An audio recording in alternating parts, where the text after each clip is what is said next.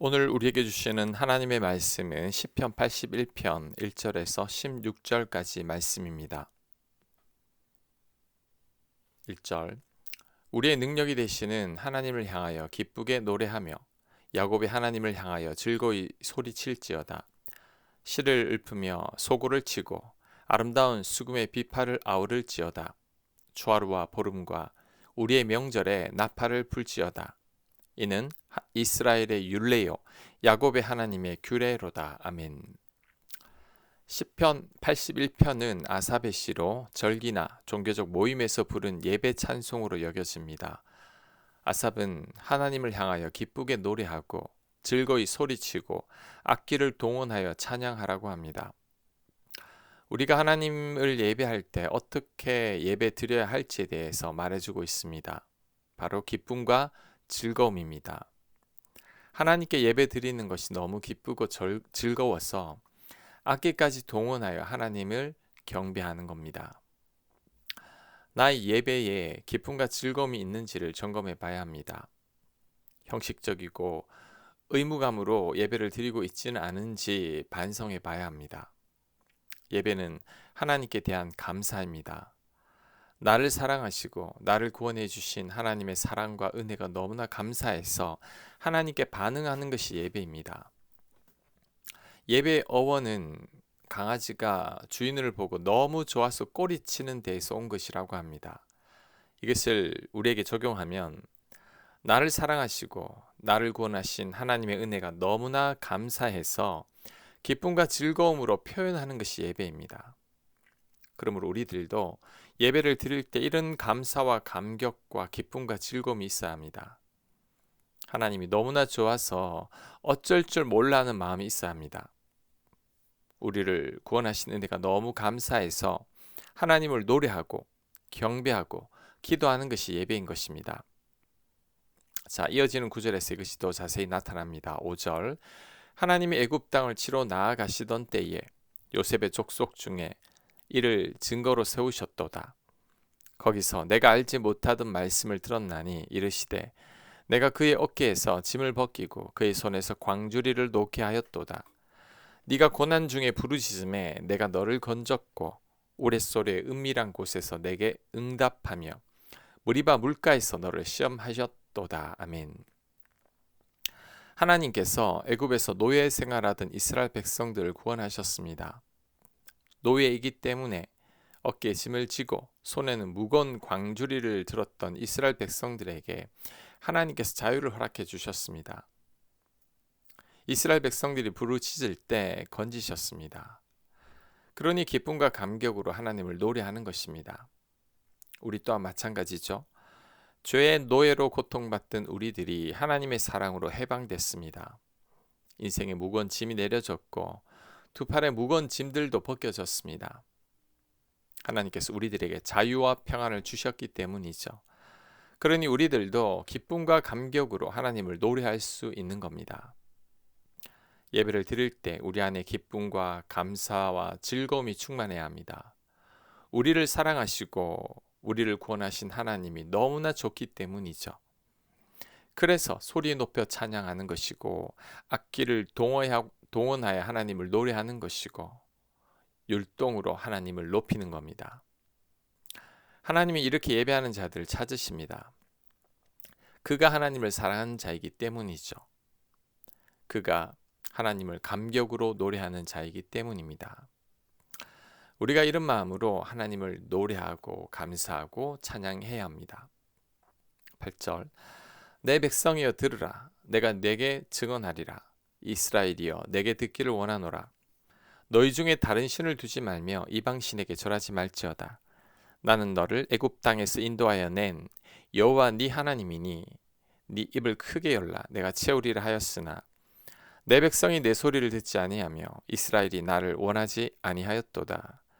그러므로 내가 그의 마음을 완악한 대로 버려두어 그의 임의대로 행하게 하였도다. 아멘. 하나님을 기쁘고 즐겁게 찬양해도 부족할 판인데 이스라엘 백성들은 다른 신을 섬겼고 이방 신에게 절을 했다고 합니다. 이런 이스라엘 백성들에게 하나님께서 경고하셨습니다. 다른 신을 찾지 말고 하나님만을 찾으라고 하셨습니다. 또한 입을 크게 열면 하나님께서 다 채워주시겠다고 하셨습니다. 그래도 이스라엘 백성들은 그 말씀을 듣지 않았습니다. 그래서 하나님께서 이스라엘 백성들의 마음을 완악한 대로 내버려 두셨습니다. 그랬더니 이스라엘 백성들은 임의대로 행했다고 합니다. 하나님은 우리들에게 경고하시는 하나님이십니다. 우리는 이런 경고를 분명히 듣고 있습니다. 예배 시간에 선포되는 말씀으로, 우리가 읽고 있는 성경으로, 사람들의 입술이나 내 주변의 환경으로 하나님 우리들에게 분명히 말씀하시고 경고하십니다. 하지만 우리들이 그 말씀을 듣지 않고 있습니다. 하나님의 말씀에 순종하고 돌이키면 하나님께서 복과 은혜로 우리들에게 채우실 것인데 우리들이 하나님의 말씀을 거부하고 있는 거죠. 그로 인한 하나님의 징계는 우리를 그냥 가만히 내버려 두시는 겁니다. 특별히 매나 채찍을 들 필요가 없습니다. 왜냐하면 가만히 내버려 두면 우리들은 임의대로 행하다가 결국 잘못된 길로 가기 때문이죠. 어린아이들은 부모님이 늘 주시해야 합니다. 그렇지 않으면 아이들은 임의대로 행동하다가 넘어지거나 위험에 빠지게 됩니다.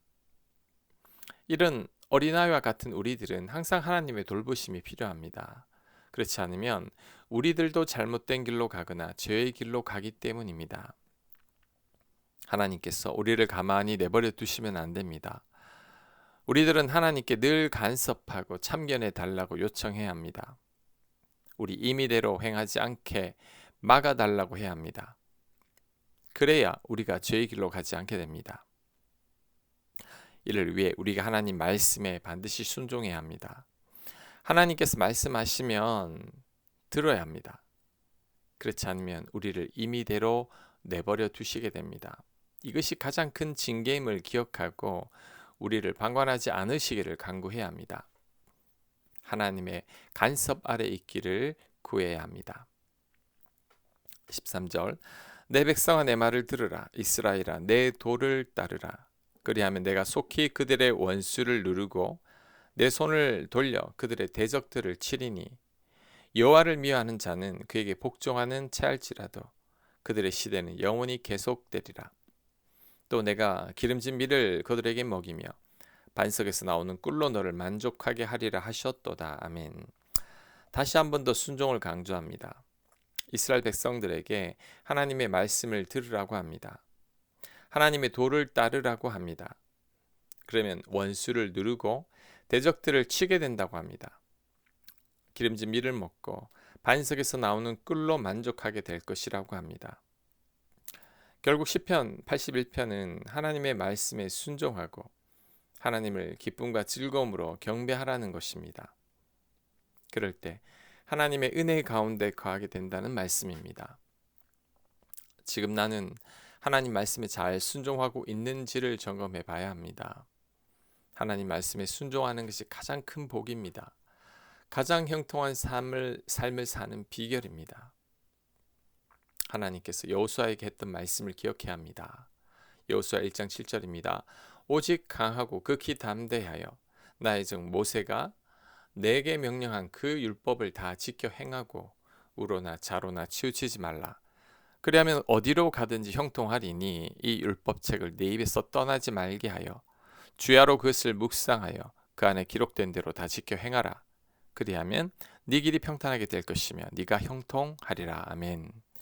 우리는 좌우로 치우치지 아니하고 하나님 말씀에 순종해야 합니다. 하나님 말씀대로 살기 위하여 주야로 묵상하며 그 말씀대로 살아야 합니다. 그럴 때 가장 형통한 삶을 살게 될 것입니다. 또한 하나님을 기뻐해야 합니다. 하나님을 기뻐하는 것이 우리의 힘입니다. 느헤미야 8장 10절입니다. 여호와로 인하여 기뻐하는 것이 너희의 힘이니라 하고 아멘. 하나님을 기뻐할 때 우리에게 힘이 생깁니다. 하나님을 즐거이 찬양할 때 우리 안에 샘솟는 기쁨이 충만해지고 그로 인해 영혼과 육체가 힘을 얻게 됩니다. 그러니 우리들은 늘 기쁨과 감격으로 예배해야 합니다. 그럴 때 가장 복된 삶을 살게 될 것입니다. 아멘. 하나님, 하나님을 기쁨과 즐거움과 감사와 감격으로 예배하게 하여 주옵소서. 그리고 무엇보다도 하나님 말씀에 순종하며 사는 저희들 되도록 인도하여 주시옵소서. 예수님 이름으로 기도합니다. 아멘.